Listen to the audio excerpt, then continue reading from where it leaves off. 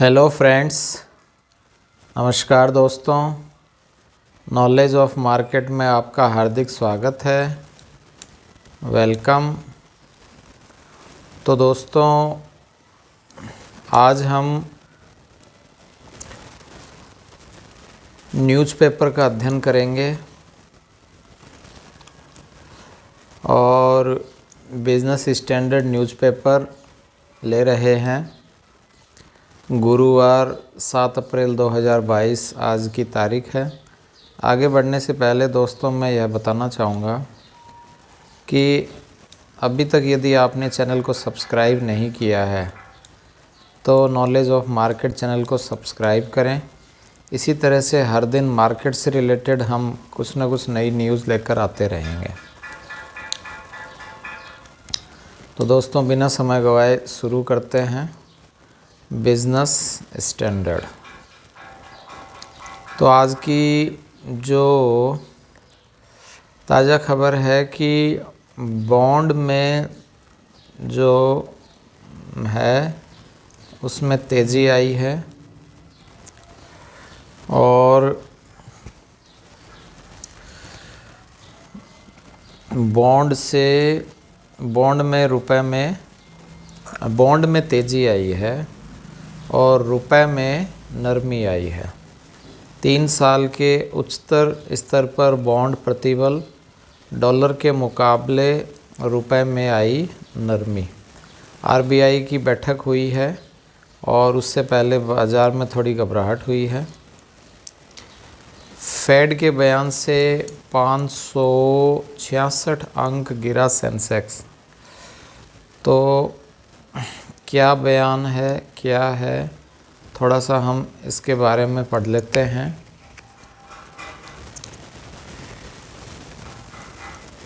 कि भारतीय reserve bank RBI की मौद्रिक नीति समीक्षा बैठक से पहले 10 वर्षीय बेंचमार्क वाले जो भी सरकारी बॉन्ड हैं उनमें करीब प्रतिफल, सरकारी बॉन्ड का प्रतिफल बढ़कर 7% पहुंच गया है। पेट्रोल और डीजल के दामों में भी बढ़ोतरी हुई है। इसके कारण 6 सदस्यीय मौद्रिक नीति समिति चालू वित्त वर्ष में मुद्रास्फीति के अनुमान के बढ़ाने के लिए प्रेरित हो सकता है। तो जो 10 वर्षीय बॉन्ड का प्रतिफल था आज 6.92% पर बंद हो गया, जो मंगलवार को 6.90 था।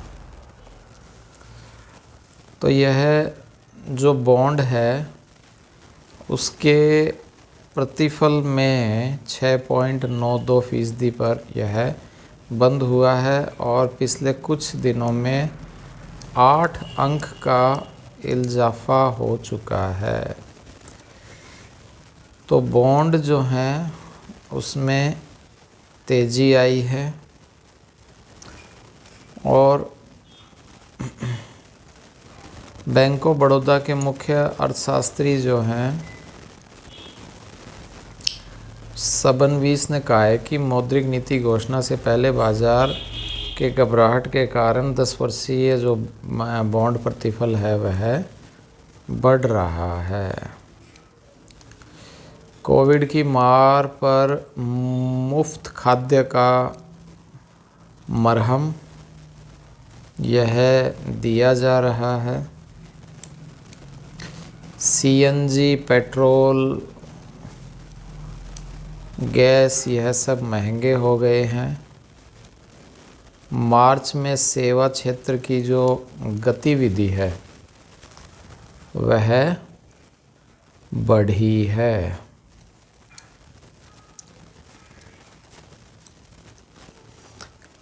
जी में 7.8% हिस्सा बेचेगी इन्वेस्को।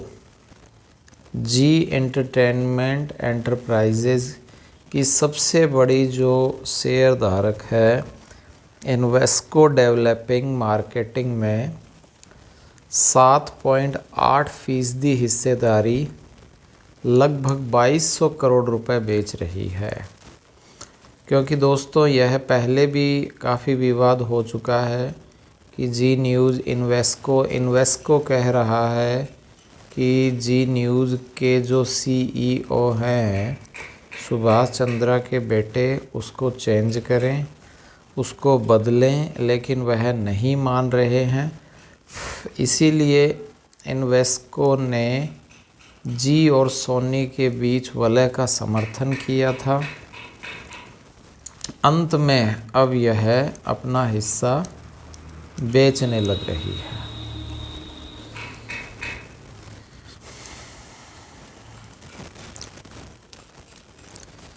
नेक्स्ट जो खबर है कि रियलिटी में राजीव सिंह सबसे अमीर, ग्रोहू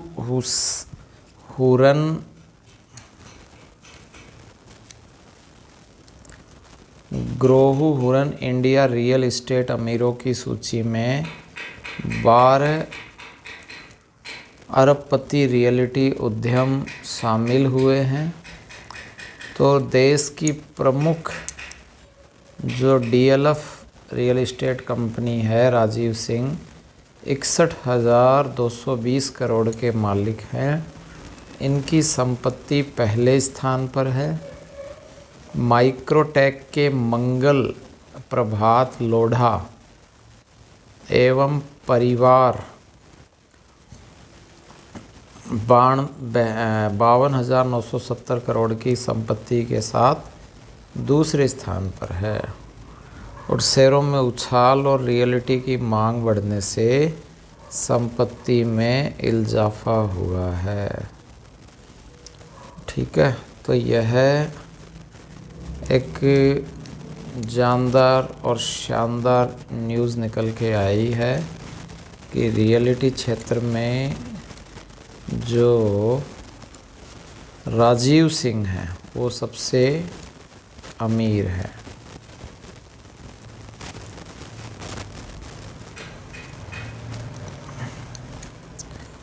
ठीक, अगली न्यूज़ ये है कि अधिग्रहण हो रहा है, उसकी दौड़ में जिंदल पावर भी अग्रणी है।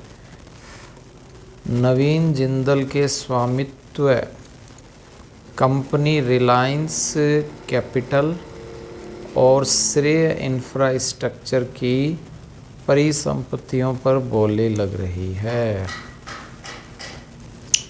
नवीन जिंदल के स्वामित्व वाली जो कंपनी है जिंदल पावर अब रिलायंस कैपिटल श्रेय इंफ्रास्ट्रक्चर की परिसंपत्तियों के लिए अधिग्रहण की दौड़ में शामिल हो गया है।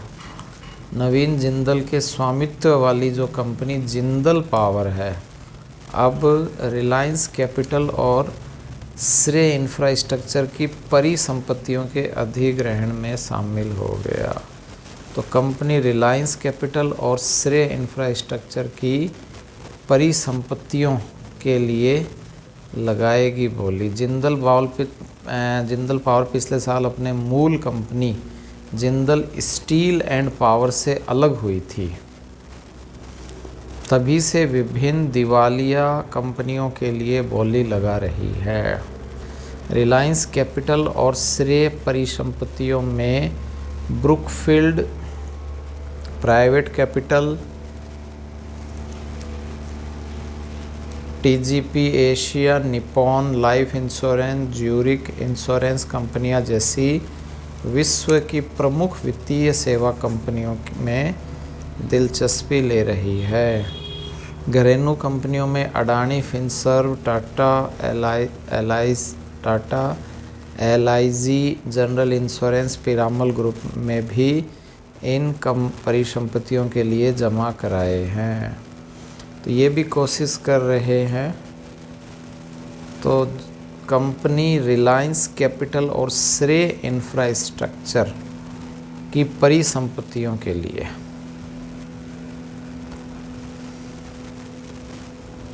ठीक है, तो इसके लिए यह चल रहा है। तकनीकी सौदा में जोमेटो के ग्राहक कुछ परेशान हुए हैं।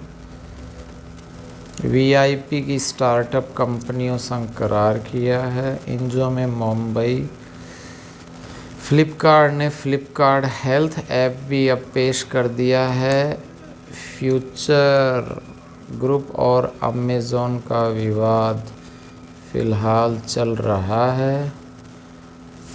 सर्वोच्च न्यायालय ने फ्यूचर ग्रुप और अमेज़ॉन के बीच सिंगापुर के वाली जो इंटरनेशनल आर्बिट्रेशन सेंटर है सिंगापुर के समक्ष मध्यस्थता प्रक्रियाओं पर रोक हटा दी है सर्वोच्च न्यायालय ने।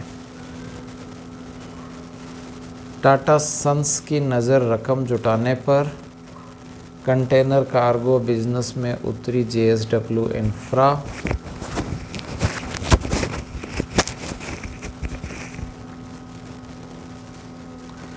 भारतीय बाजार में पैठ बढ़ाएगी रेडिसन होटल। स्पाइसजेट संग बात कर रही है बोइंग। तो बोइंग कंपनी स्पाइसजेट के साथ मिलकर कुछ करने का इसका विचार है। शेयरों में सुधार से रफ्तार में ब्लॉक डील। जैसे ये ब्लॉक डील कुछ निकल के आई हैं। कोडेक महिंद्रा पर 24 तारीख को 68 रुपये की ब्लॉक डील हुई है। Coforge, SBI, Max healthcare, SBI और एमदार। नए शेयरों की सूचीबद्धता से पहले 14% टूटी रुचि सोया। रुचि सोया पर दोस्तों नज़र बनी हुई है। काफ़ी इसमें उतार चढ़ाव चल रहा है। पतंजलि आयुर्वेदिक प्रवर्तित सूची रुचि सोया में शेयर बुधवार को 14% गिरावट हुई और 4,300 करोड़ रुपए की अनुवर्ती सार्वजनिक नियम के तहत जारी 6.61 करोड़ के जो शेयर हैं वो सूचीबद्धता से पहले आए और यह गिरावट देखने को मिली है। ब्लॉक डील भी अच्छी बात है। एचडीएफसी बैंक एम कैप से लिहाज से बहुत बड़ा, मार्केट कैप के लिहाज से छठा सबसे बड़ा ऋणदाता हो गया। एचडीएफसी खूब ऋण दे रहा है। बॉन्ड से 50,000 करोड़ रुपए जुटाएगी एचडीएफसी बैंक।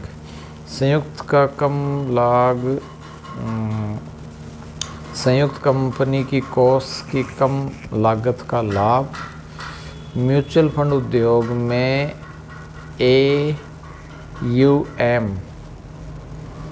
है ना, ये दोस्तों काफ़ी बढ़ा है।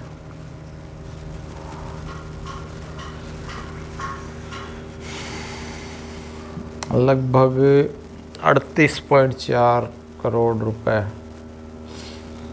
मार्च में से बढ़कर यह काफ़ी बढ़ गया है। रफ्तार खूब ज़बरदस्त बढ़ रही है। म्यूचुअल फंड में धीरे धीरे लोग SIP और जो ये AUM है ये भी खूब कर रहे हैं। टैक्स सेविंग स्कीम भी म्यूचुअल फंड में काफ़ी आ रही है, जिसमें म्यूचुअल फंड में कौन कौन से हैं जिनके फंड हाउस के AUM की रफ्तार बढ़ी है। वो SBI, ICICI, HDFC, Aditya Birla, Kotak, काफ़ी सारे बैंक हैं। मुफ्त खाद्यान्न से गरीबी रेखा से नीचे गए लोगों की पूरी भरपाई। वित्त वर्ष 23 के लिए ADP ने बरकरार रखी 7.5% वृद्धि। मार्च में सेवा क्षेत्र की गतिविधियां धीरे धीरे बढ़ रही है। यूपी में 4 लाख ग्रामीणों को मालिकाना हक मिलेगा। यूनियन बैंक का भी सुपर ऐप आ रहा है। ठीक है, जिस तरह से आप टाटा का आपको पता ही है सुपर ऐप आ ही रहा है। ईंधन कीमतों में बार बार वृद्धि होने से खपत को झटका। ममता से केसीआर तक विपक्षी दल भाजपा, ये दोस्तों अपने नहीं है। यूनिकॉर्न की बढ़ती तादाद और उनका भविष्य। Unicorn record funding. देश में यूनिकॉर्नों में से 1/3 गत वर्ष इसमें यूनिकॉर्न देश में 38 यूनिकॉर्न जिनका मूल्यांकन 100 करोड़ से अधिक हुआ है। देश की कुल यूनिकॉर्न की 1/3 है। भारत में अब तक 93 यूनिकॉर्न है।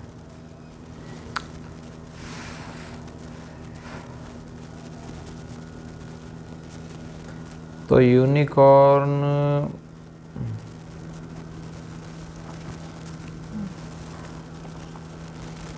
नई स्टार्टअप से संबंधित जो कंपनी है यूनिकॉर्न, काफ़ी फल फूल रही है।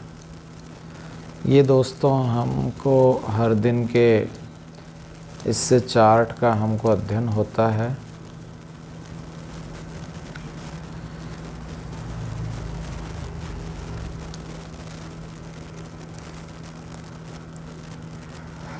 ठीक है, तो ये इस तरह से कुछ और कंपनियों की और बैंकों की अदर न्यूज़ है।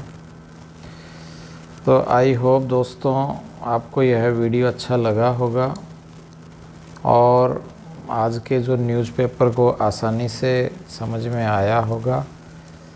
अभी तक यदि आपने चैनल को सब्सक्राइब नहीं किया है तो सब्सक्राइब करें, वीडियो को शेयर और लाइक करें अच्छा लगा तो, और ज़्यादा से ज़्यादा लोगों को मार्केट से संबंधित जानकारियाँ देवें। आपने वीडियो को पूरा देखा, इसके लिए आपका आभार। Thanks for watching. Have a nice day.